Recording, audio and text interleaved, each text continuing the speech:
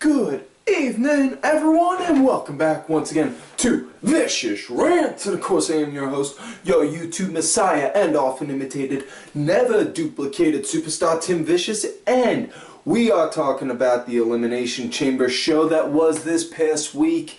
Now, before I do get into the show, thank you everyone that did say all those get well wishes last week.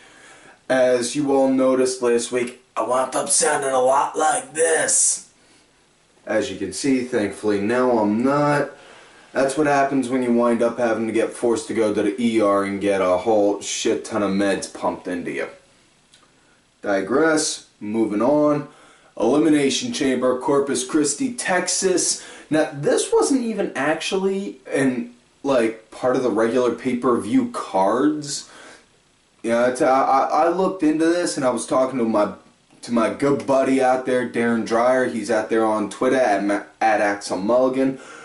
We wound up looking into this. It was actually a house show, actually just advertised as a house show right up until like maybe a week or two before the Chamber show itself. So it was just like that. They were just like, okay, yeah, this place is big enough to hold the Chamber. We're making it a chamber. We're making it a show now. So, yeah, and I gotta admit, the crowd, they could have done so much better. But again, this is what you get when you make when you basically televise a house show. You know. Now we'll get into the matches. First one, Tag Team Elimination Chamber match. Now this one I was actually very much so excited on. Again, tag team guy. I spent most of my time in the ring as a tag team wrestler. So anytime you ever wind up trying to bring something new to shoot some life into the tag team division, I'm always gonna wind up looking. You know? So had New Day versus primetime players, Kid and Cesaro, the Lucha Dragons, the Ascension, the Matadors. Yeah, I was for it. I mean, the only team I didn't like that was in there was not to say the Ascension. Sorry, one of my producers in the back is going over notes, and he wanted me to emphasize something about the Ascension in a minute. Thanks for messing me up on that, Ed. Moving along. Team that I didn't like that was in there was the Matadors, to be honest. You know, I mean, Titus O'Neil put it best. Who ever heard of a Puerto Rican bullfighter? Seriously. You know, that's my argument on it. And aside from that, with what they're doing now with Axel and Sandow, they should have had the meta powers in there. Even if they were just to go and be cannon fodder and just be something to fill in, you know, make them noticed. It gives them TV time so that way they can help at least try and get over. That's my reasoning. That's my argument.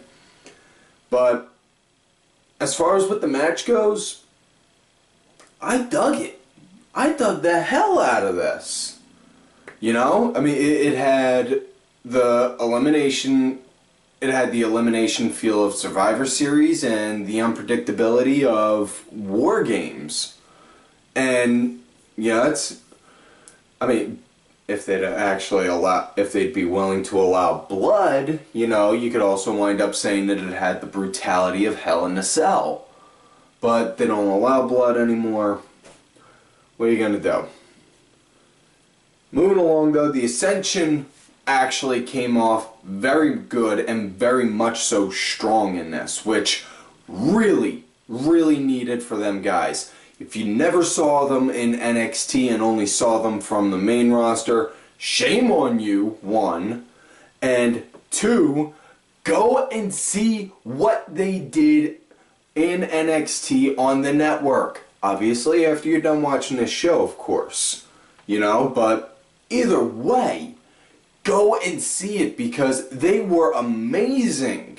I mean, granted, after so long, they started getting a little stale because there really wasn't really wasn't a lot in the tag division down there, but good lord, they were well-oiled machine. They were the team that you'd be like, listen, I don't want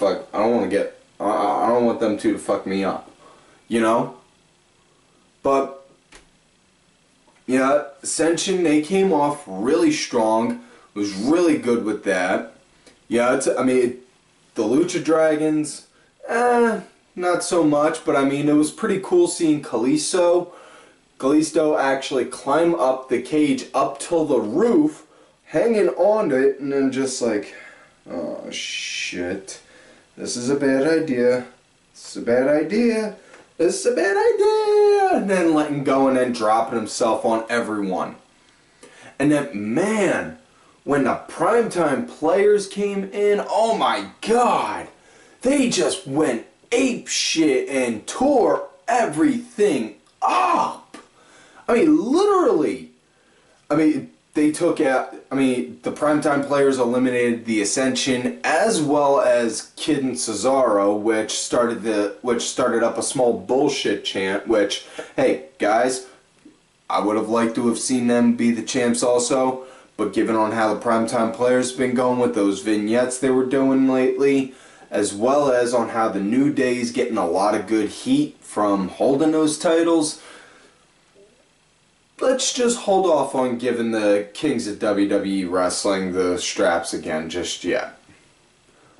Yep, but, and when it eventually came down to just New Day eventually it came down to the end with just New Day, all three members, mind you, versus the primetime players. Oh my god, dude, Darren wound up going freaking ape shit after a while and just started attacking almost anything that was breathing at one point. And then once Titus came back in from literally getting his head stuffed in between the chains and was getting pushed down like they were choking the life out of him, next he came back. Oh my god, did he go? He went fucking ballistic, but the end came on how the end came. They wound up, all three of them, they wound up pinning Titus himself. Literally, Big E wound up getting on him, and then Kofi, and then Woods, which, in a way, it can look good, saying that Titus was that big of a threat that they all had to pile on top of him. But that could only really work if they'd have had him, try and fight out, like, even if that the shoulder wasn't up, just see him lift his forearm up like that to show that he tried to at least fight to get out, but they didn't, but they won, and it looks like we're going to wind up getting, based off of on how the reaction from the Fallout Raw with the trios match that they have with primetime players and Ziggler versus New Day, we're more than likely going to wind up seeing a rematch between them two at Money in the Bank. Nothing's been announced yet. Fingers crossing now. Next matchup, it was the women's match. It was Nikki versus Naomi versus Paige, and okay, back to the whole matter about with the blood thing. You don't want to have blood in these kind of matches. Okay, I understand in Elimination Chamber matches or Hell in a Cell or cage matches. Okay, understandable. It's all well and good. You're a PG show. You don't want kids to see that kind of stuff. And yet you have no problem with the British chick wearing with the outfit that has a freaking pentagram right where her boobs are. Seriously.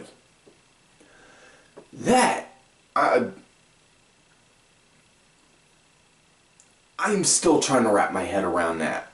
Because, on the indie circuit, okay, understandable. Seen a couple girls do that on the indie circuit. Absolutely no problem whatsoever, But you want to be a televised, family-oriented show, Huh? Explain it to me. Anyways, as far as what this match goes, it didn't really... triple threats, there's normally one person that typically tends to feel like a third wheel. In this one, it more so felt like Nikki was to me in this case. And it's not just me crapping on her, even though, you know, I'm pretty sure a retarded monkey with brain damage could out-wrestle her.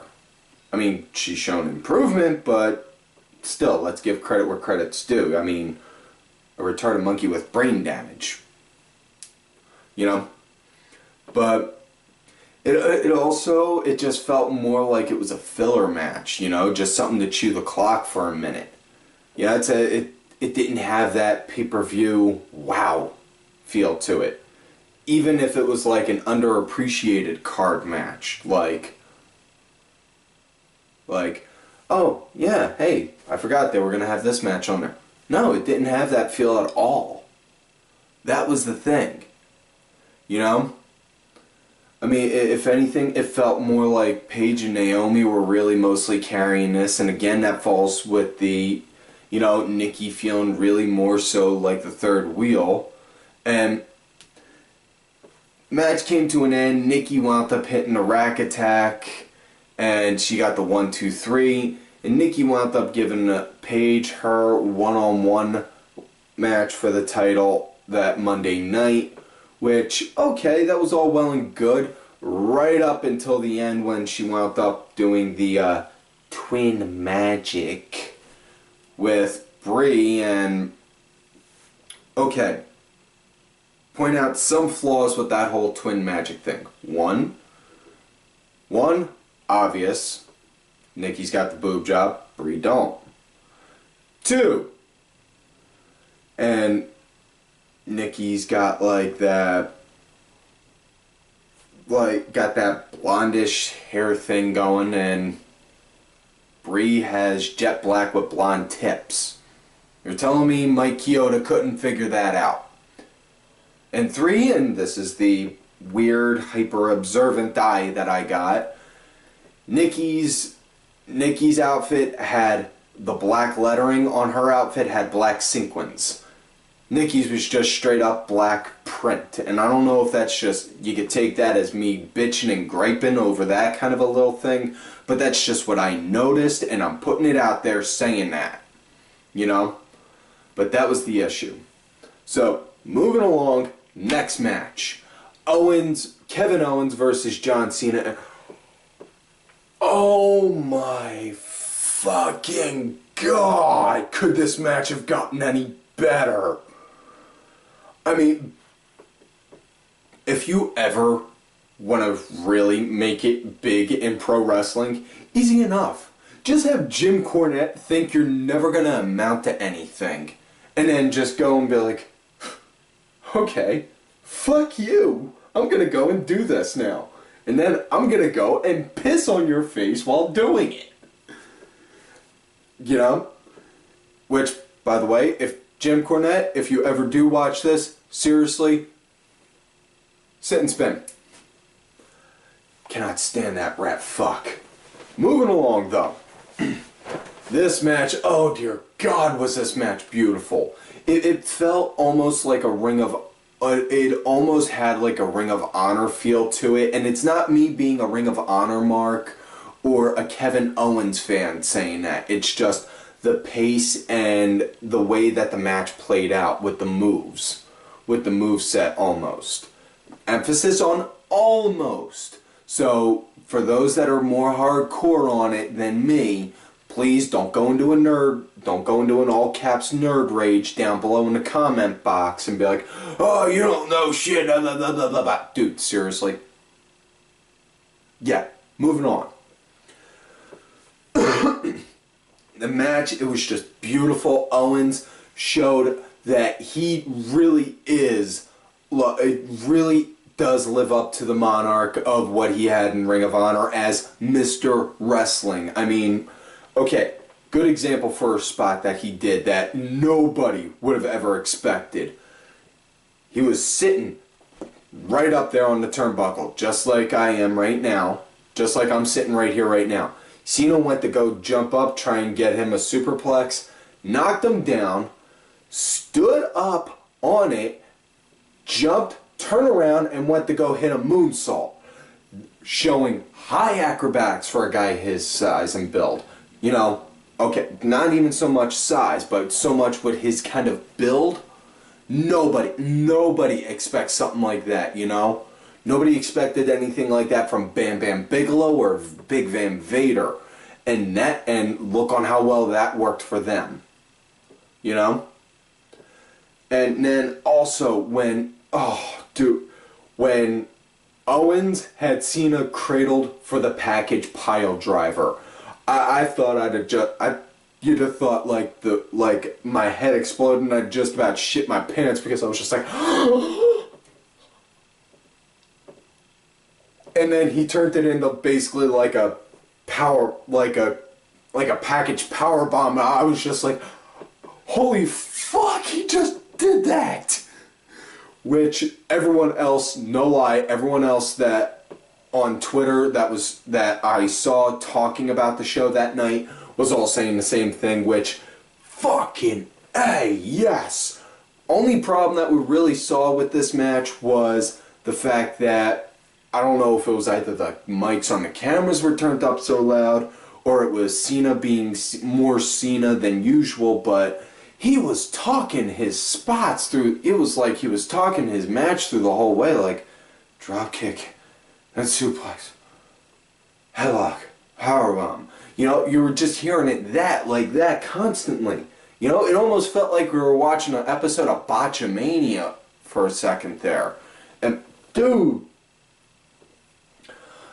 I don't know. This could just be me and based off on how things ran when I was in the ring, but we had ours. Majority of the match was a shoot. You know, we had we predetermined winner and by how, and we would discuss very few spots. You know, but other than that, you know, everything else was a shoot. It was a shoot match. Nothing planned. Nothing planned or anything like that. But the point of the matter is, Cena, really, you've been top dog for basically like 10 years now. Why have you not learned on how... I'll give you a good example right here what I'm about to say. Why have you not learned the fine art of having a puppet mouth just like I'm doing right now? Because I guarantee if you've been able to do it like this, and lower your voice down low enough like this, or for those that couldn't hear, lower the voice down low like I just did, guarantee wouldn't be bitching on this. And as far as what Owens go, definite sign that he is the freaking future of this company. You know, debut match on the main roster going against the top guy? You know, what the hell does that tell you? You know, you want to have a heel get over, have him go against the top babyface, and then have the babyface be the underdog, get his ass kicked by the heel. The heel winds up generating so much heat from that, you know, and then next thing you know, the babyface has to fight and rally back. And much like on what they did on Raw, where Owens came out, talked about on how his kid's a John Cena fan, and, you know, saying, while I was out there wrestling, honing my craft, being a wrestler, and doing what I needed to for my family, my son was being brainwashed to look at this man as a role model, as a superhero, and all of that. And then Cena came out saying, you know, doing Babyface 101, sucking up to the crowd, talking about on how this person, I do this for this person right there, that person right there, that person wearing a Never Give Up shirt with the I'm fighting cancer. Dude, really? I mean, come on, why don't you just go down why don't you just hop over the guardrail, drop their pants, and start chugging on them?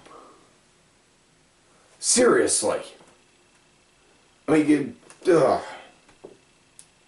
And if anything, really, John, you want to talk about on how saying Owens isn't only half a man? Here's the thing. Alright, and again, this is not me being a Kevin Owens fan saying this part right here. This is me just doing a straight up shoot, point counterpoint on it. He says he's a half man. He's half a man. Okay. Kevin Owens didn't cheat on his wife with a film star. Won't get into details on what or who or what kind of movies she's in, but got to be over 21 in certain states to watch them. I'll leave it at that. As well as didn't divorce his wife and then start dating some plastic Barbie doll that looks like she wears 10 pounds of cake on her face and had to get silicone put in her chest, and is also willing to go and do what's needed because he has kids. And this is me talking right here as a father right here. You want to question somebody about being a man because they're doing what they have to for their kids? Really? Really? That just makes me fucking mad and sick to my stomach on that part. Yeah, but back to the match at hand. Owens wound up getting the win. He wound up doing the pop-up powerbomb on him. You know, and kicked out of the AA several times, and even hit Cena with his own AA. Had him up on the shoulders like that, and then while still holding him, was like, "Oh yeah, hey," looking right at the camera. "Oh hey," wham, and then throw him down. And which gotta love the fact that you can antagonize. That's what I love about being a bad guy. You can piss off and antagonize the crowd so much, But yeah, Owens got the win. Moving along, next matchup, it was Bo Dallas versus Adrian Neville, and man, I felt so sorry for these guys because they wound up getting the spot on the card that normally that the Divas division get, and it's safe to say that they had the Diva spot. So I'm just wondering whose Cheerios did they piss in? Cause man, that's not pretty. It's not pretty to have to be the one to follow that up. But yeah, as far as what this match goes,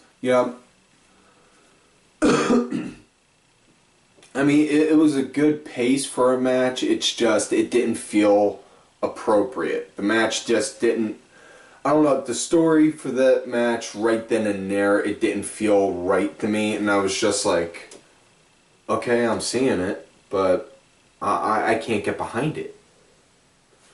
I mean, don't get me wrong. Love Bo. Love Neville also. Like seeing that they're rehashing the old NXT feud. Problem that I'm having is, what's the purpose behind the feud? Bo's just trying to light a fire up Neville and say, hey, you can do better. And Neville saying, oh, hey, yeah, okay. So, remind me again, who is it that beat you for the NXT title? I mean, seriously? I mean, come on, that's like two brothers bickering, like, who wound up not getting in trouble because mom saw something. It made no sense. I mean, but yeah, match was at a good pace. Neville wound up getting the win with the Red Arrow. They had a rematch the following night on Raw. Bo had a whole different attitude where he just looked mad. And I mean mad. Neville wound up getting a win on that match also. So, unfortunately, it don't look like we're going to be seeing Bo go anywhere up on the ladder anytime soon, which is a shame because it would be really nice to see that.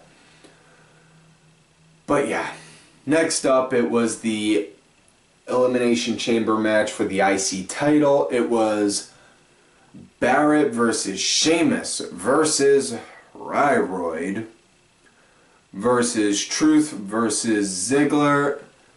And now it was supposed to be Rusev.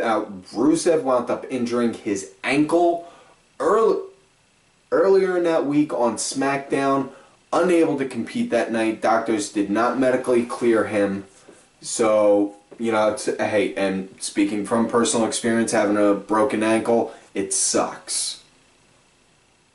But didn't know on who his opponent was going to be. A lot of speculation that it was going to be Bray Wyatt. Was it? No, it wasn't. It was Mizark Henry. So yeah, the world's strongest man came back, which can't really complain. Always liked Henry. Thought he should have been up higher in the card than he is now, but not going to get into that. As far as what this match goes, I did not enjoy this one bit. This was probably my least favorite Elimination Chamber match I have ever seen. It didn't feel right. It just felt completely I mean, the only cool part in it really was when Ziggler got thrown into Mark Henry's pod and the plexiglass broke and Henry just looked, he was like, so what? I'm going to come out now. I'm going to come out of this and I'm going to whoop your ass now, boy. And then, rest assured, he proceeded to do that.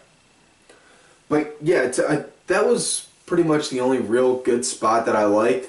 The last two guys that were in that were Sheamus and Ryback, and it looked like Sheamus was going to win for a good bit, and then I wound up remembering that it's been confirmed and that pictures have been put out there.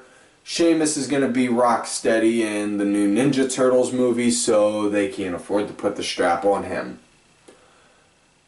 So, of course, they gave it the fuck to fucking Ryroid, which, oh, joy of joys.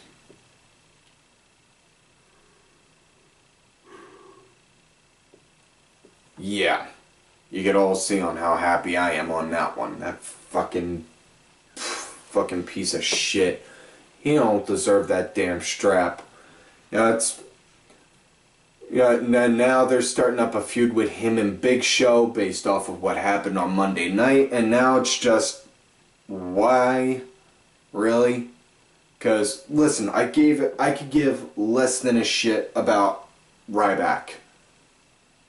I didn't even care about Big Show. I haven't cared about Big Show since like 1996 when he was in WCW. And really? I mean, I'm just going to look at this and be like, okay, well, this is going to be the match that I'm going to make my piss break. So yeah. Nothing nice on that one there. Next matchup, main event of the night. It was Seth Rollins versus Dean Ambrose for the WWE title. Now, this was the only match really to get a loud pop on aside from Owens-Cena. Which, again, I chalk up to the fact of you basically televised a house show. And don't get me wrong, it was good because they emphasized the arena that it was in was sold out. But again, televised house show. But big thing that also was confusing, Seth came out first.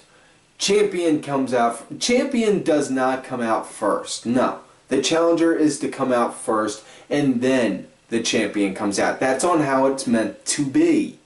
That is on what you're supposed to do. But,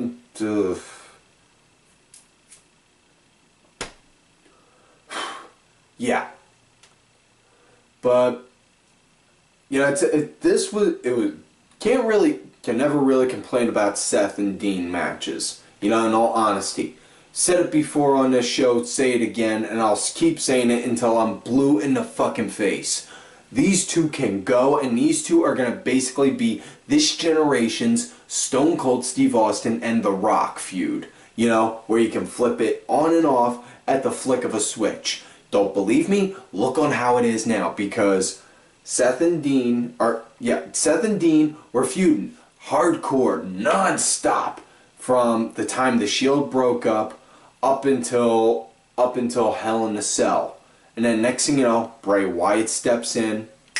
They stopped it. He stops feuding with Seth. Now, Dean goes, does his thing. Seth goes, does his thing. And then right out the blue, Dean just comes on in. You know, want a shot at that title. Okay, now we got a new feud. Now we're redoing this. And they can start this on and off with no problem whatsoever, and it would be great. That's what I love about this, you know? And Roman, the way his character is going lately, it's a matter of if, not when, they're going to eventually have him turn heel. So here's to hoping that it goes good for him when he does eventually turn. Because in all honesty, it could be the best for him. It could be basically just like when The Rock wound up going heel. When Rocky Maivia went against the people because they chanted, "Die, Rocky, die." They do something like that with Roman. Roman has to, next thing you know, Roman just be like, "Die, Roman, die, huh? Die, Roman, die? Fuck you, you assholes! I did everything for you, and this is on how you thank me." Pull off that kind of a shit. That can work for him.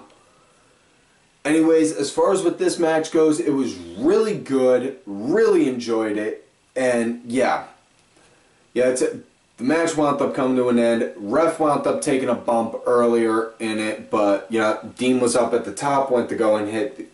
I believe it was either an axe handle or an elbow, one or the other.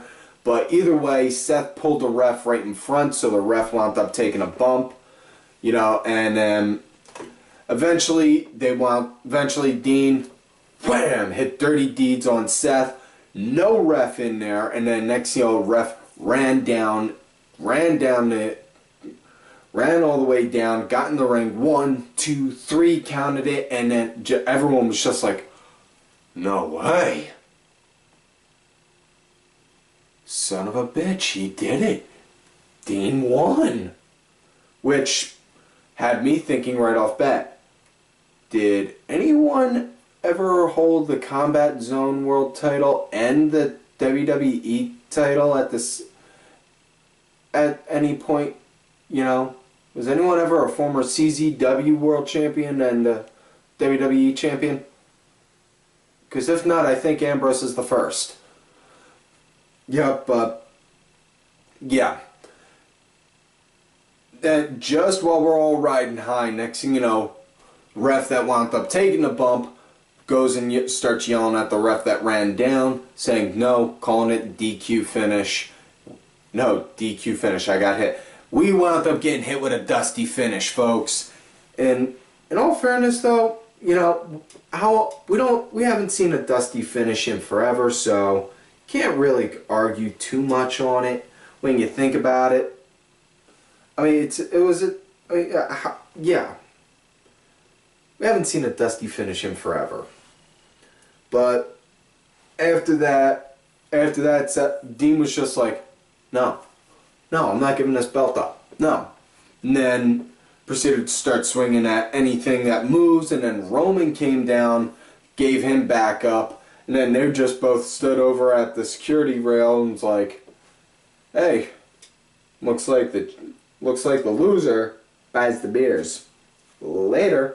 And then they proceeded to leave. Ambrose left with the title. They wound up making the match Monday night on there, saying that it's now going to be Seth versus Dean for the title at Money in the Bank in a ladder match. Now, another interesting thing, they've basically have milked all of the gimmick matches as far as with like the extreme or hardcore aspect that you can. Only other way you can really keep going if you're going to do gimmick matches with Seth and Dean is, honestly, if you're going to wind up going old school. Give them an Iron Man match, Make it like a 40... If you don't want to do a 1 hour match, okay. But if you want to do like a 40 or 50 minute, alright, do it like that. But, excuse me. something like that to help, build more interest. Because, I mean, short from doing an Inferno match, which pretty sure Ambrose wouldn't mind considering half the shit seen him do in Combat Zone. Don't know about Seth, but either way, short from doing that, I don't know. What other kind of gimmick matches could you really do? But, so yeah, that's it for this week's show, folks. So, like all normal, please do not forget to like the video, subscribe to the channel, go back, watch the other episodes. Look for me on Twitter at TimVicious. Make sure y'all also look for my backup account, Tim_Vicious. Also, I am out there on that whole Facebook gimmick. Name is Tim Ash, A-S-H. Also, you could look for me as Tim Vicious on there too. That is my alias name on it. Still trying to figure that whole Facebook gimmick out. And folks, do not forget to follow all of these cool ass cats right here on Twitter. Vicky Earls, I am Danny Sunday, Mucky Moss, Axel Morgan. Make sure y'all also check out Darren Show, the SmackDown Breakdown, Sunday Segway, Sinfully Sabrina, Cranky Grandpa, Legion Lady Aaron, Alva Ben, and Just a Stupid Mark.